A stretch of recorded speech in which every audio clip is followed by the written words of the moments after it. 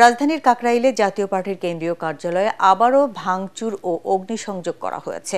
প্রত্যক্ষদর্শীরা জানান, সন্ধ্যা ৭টার পর বিক্ষোভকারীদের একটি দল জাতীয় পার্টির কেন্দ্রীয় কার্যালয়ে ভাঙচুর চালায়।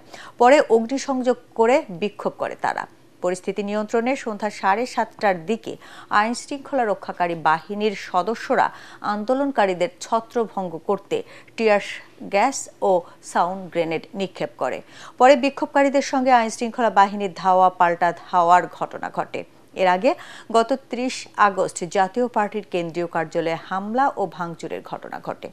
ওই দিন রাতে আইনশৃঙ্খলা বাহিনীর লাঠি চার্জে গুরুতর আহত হয়ে ঢাকা মেডিকেল কলেজ হাসপাতালে চিকিৎসা নিচ্ছেন গণ অধিকার পরিষদের সভাপতি নুরুল হক নূর।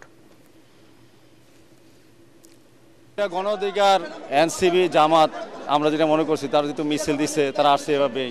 আর আপনারা দেখছেন যে তারা লাঠি সোটা নিয়ে ভাঙচুর করছে। তারা ভীত, সন্ত্রস্ত এবং ভয় পাচ্ছে যে জাতীয় পার্টি দিন দিন যে অবস্থানে চলে যাচ্ছে, এটাকে নিশ্চিহ্ন করার জন্য একটা বড় ধরনের ষড়যন্ত্র চলছে।